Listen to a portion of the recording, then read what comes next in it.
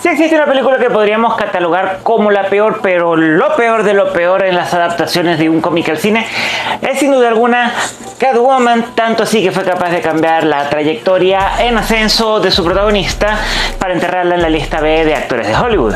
Pero como siempre decimos, a alguien le debe haber parecido una buena idea como para darle luz verde a este proyecto, y hoy vamos a tratar de develar qué le pudieron ver de positivo a esta producción. Primero tratemos de ubicarnos en el momento histórico de su aparición. Por aquellos años Marvel estaba tratando de sacar películas de sus personajes más icónicos de manera completamente inconexa, echando la pelea a Blade, Spider-Man, X-Men, Hulk y Daredevil. Y la verdad era que estaba yéndole muy bien, tanto que los proyectos llovían, teniendo entre sus propios y próximos lanzamientos a Fantastic Four y Ghost Rider. Incluso queriendo aprovechar la buena racha, otros personajes de editoriales de cómics menores también harían próximamente su debut en la pantalla, como Hellboy y la adaptación de la historia de Frank Miller's Sin City. Pero quien sí se estaba quedando atrás era DC, que no había tenido ningún producto importante en live action desde Batman y Robin, y ya sabemos cómo le fue a esta historia. Ya era hora de competir con su acérrimo enemigo Marvel. Hasta aquí, todo lógico y entendible, hasta que se toma la primera decisión descabellada.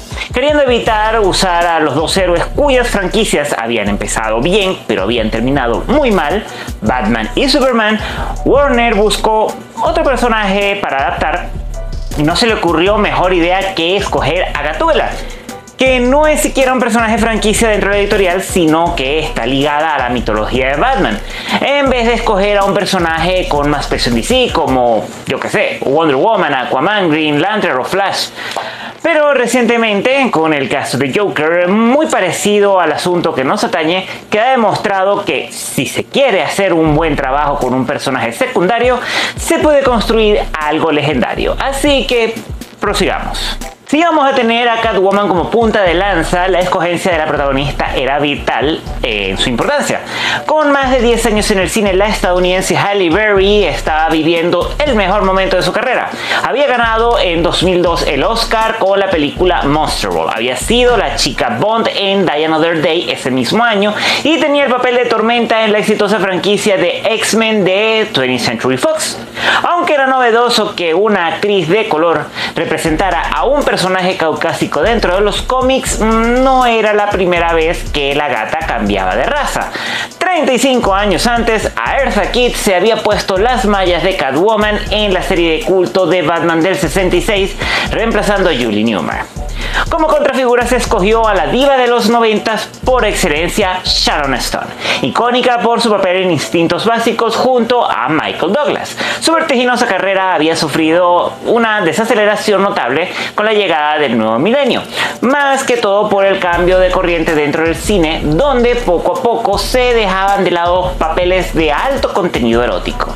El interés amoroso de Berry sería Benjamin Bratt, quien estaba teniendo éxito moderado por aquel entonces, siendo pareja también de Sandra Bullock en la comedia policial Mi Simpatía.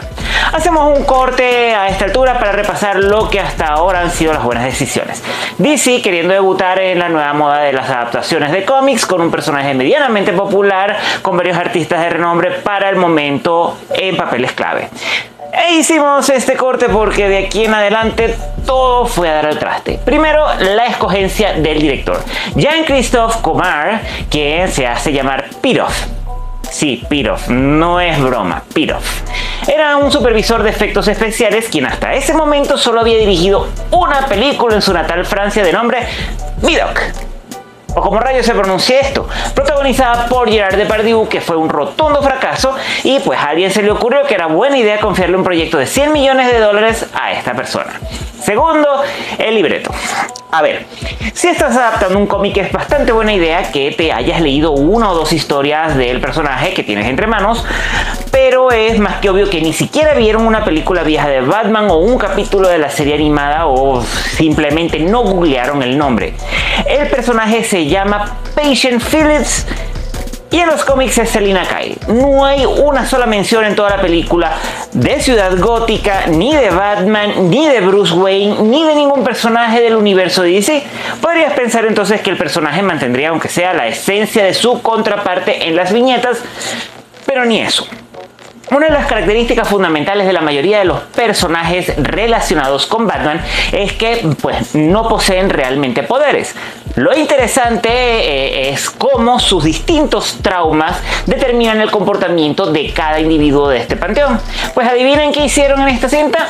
Le pusieron poderes a Gatúbela relacionados con una diosa egipcia que nada viene al caso. Y el resto del guión no mejora mucho. Hay películas de esas que pasan a las 4 de la mañana para rellenar un domingo en la madrugada en televisión abierta que son bastante mejores, siendo un cliché de las cintas del género. A ver, un protagonista que obtiene poderes después de tocar fondo va descubriendo su alcance para enfrentarse a un villano que está relacionado con el accidente que produjo la transformación. Pero para colmo, en este caso la trama es increíblemente predecible, sin ningún giro que la haga destacar. Creo que lo único que conservó del cómic fue el látigo, que por mucho tiempo fue característico del personaje, y su mala maña de robar joyas, y un traje parecido al de la serie animada.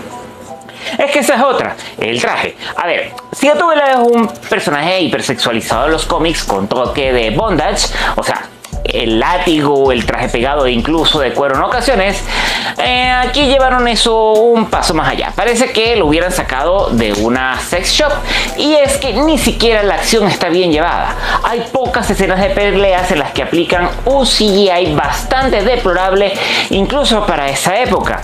Recordemos que para aquel entonces ya se había estrenado el Spider-Man de Tobey Maguire con un presupuesto un poco mayor, considerando que tuvieron que regrabar algunas escenas debido al ataque de las Torres Gemelas en Nueva York, y la diferencia es abismal. Así que todo ello llevó a un resultado bastante lógico. La película se estrenó el 23 de julio de 2004 y no solo la cinta, la crítica la destrozó, sino que teniendo un presupuesto de poco más de 100 millones de dólares, apenas recaudó unos 82, que si tomamos la regla del doble del presupuesto para que empiece a generar ganancias, podemos declararla como, y en toda regla, un fracaso de taquilla. Si queremos ser un poco benevolentes con la cinta, debemos tomar en cuenta que ese mismo 2004 también se estrenaron las megataquilleras Spider-Man 2 y Harry Potter y el prisionero de Azkaban, lo que podría haber empañado el estreno de este personaje tan secundario. Ese año la cinta ganó 4 premios Razzie, los denominados anti-Oscar, entre ellos peor película, peor guión, peor director y peor actriz. Llama la atención que en apenas 2 años la misma intérprete haya ganado como peor actriz en los Razzie y mejor en los Oscar, lo cual habla bastante mal del director y del guión. Y ahora queda lidiar con las consecuencias. Pitof no volvió a dirigir hasta el día de hoy, gracias al cielo. DC tuvo que esperar casi un año para tener su primer gran éxito de taquilla en el nuevo siglo con Batman Begins, que inició una de las trilogías de superhéroes más queridas de la historia del cine. Pero lo peor se lo llevó Halle Berry, quien tuvo que lidiar con la sombra de la gata prácticamente hasta el día de hoy. Y no es que no haya vuelto a actuar, sino que no consiguió papeles suficientemente interesantes, pero a juzgar de lo meteórico de su carrera previo a Catwoman es fácil de ver el parteaguas que representó en su carrera, y es algo que ella misma expresa en cada entrevista en la que preguntan sobre su participación en este fracaso. Lo peor es que, aún teniendo algunos brillantes triunfos en el cine, DC parece que vive en una constante montaña rusa desde 1978 con Superman, y muchas veces parece no voltear a ver su propio pasado y aprender de las duras lecciones de sus fracasos, como el de Catwoman.